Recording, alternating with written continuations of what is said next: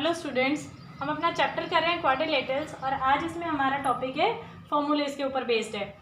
अगर हमें sum of interior angles of a polygon निकालने के लिए बोला जाए और उसके साइड्स गिवन हो 12 साइड्स, तो अगर हमें सम ऑफ इंटीरियर एंगल्स, सभी इंटीरियर एंगल्स, एक पॉलीगन है उसके सभी इंटीरियर एंगल्स का अगर हमें सम निकालना हो और हमें गिवन दे रखा हो क्या, साइड्स, नंबर ऑफ साइड्स, तो वहाँ पे हम फॉर्मूला लगाएंगे। सम ऑफ इंटीरियर एंगल का फॉर्मूला हो जाएगा n-2 multiply by 180। Here the value of n is the number of sides.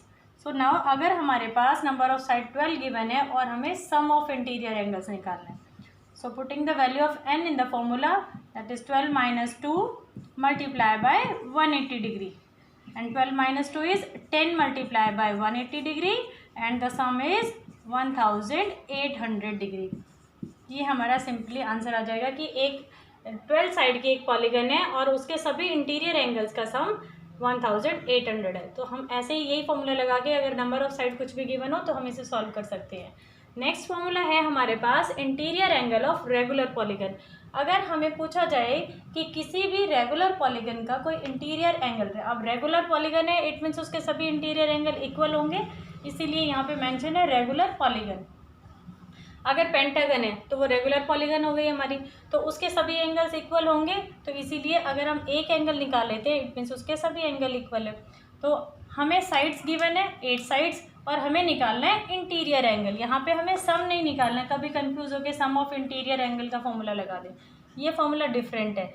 ये है n-2 multiply by 180 upon n and here the value of n is also the number of sides. Now putting the value of n in the formula, 8 - 2 multiply by 180 degree upon n is 8. Now again solve it. 8 - 2 is 6. 6 multiply by 180 degree साथ में लगाएंगे और upon 8। अब ये कुछ cut होता है तो इसे कट कर लेंगे। 2 3 ज़ा 6, 2 4 ज़ा 8, 4 1 ज़ा 4, 4 4 ज़ा 16 and 4 5 ज़ा 20 and the remaining is 3 multiply by 45 degree. और दोनों को जब हम मल्टीप्लाई करते हैं तो हमारा आंसर आ जाता है 135 degree. It means the interior angle of a regular polygon which has 8 sides, तो उसका इंटीरियर एंगल कितना हो जाएगा 135 डिग्री। ये दो इंपॉर्टेंट फॉर्मूले हैं स्टूडेंट हमारे, इसके आगे और नेक्स्ट भी है। अगर हमसे क्वेश्चन पूछा जाता है कि find the each exterior angle of a regular polygon. अब रेगुलर पॉलीगन के जैसे सभी इंटीरियर एंगल्स इक्वल होते हैं, सेम ऐसे ही एक्सटीरियर एंगल्स भी रेगुलर पॉलीगन के सभी इक्वल होते हैं। तो अगर हमें बोला जाए कि the given is number of sides and we have to find the each exterior angle, वहाँ पे हमारा फॉर्मूला होगा 360 upon n and n means the number of sides. So let's take an example with n.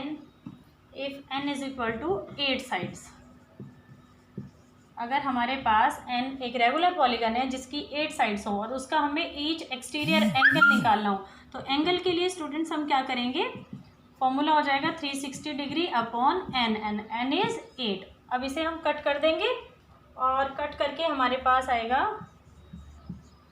Cut कीजिए, divide कीजिए,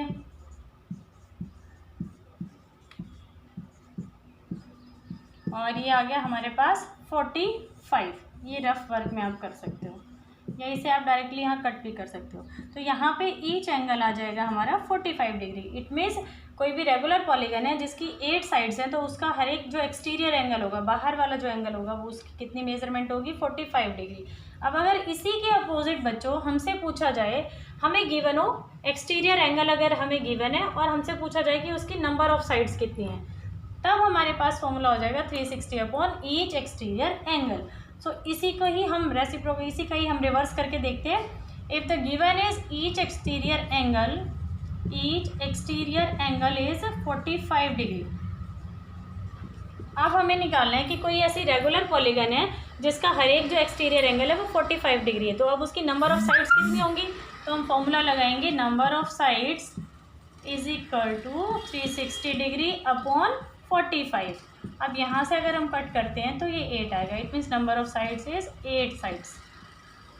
सो इसी तरीके से हमारे जो बाकी क्वेश्चंस होंगे। अब रेगुलर पॉलीगन का मतलब है हमारे पास क्वाड्रिलेटरल, कुछ स्पेशल क्वाड्रिलेटरल भी होती हैं जैसे parallelogram, rectangle, square, rhombus, trapezium, और इनकी सबकी अपनी अलग अलग प्रॉपर्टीज़ होती हैं।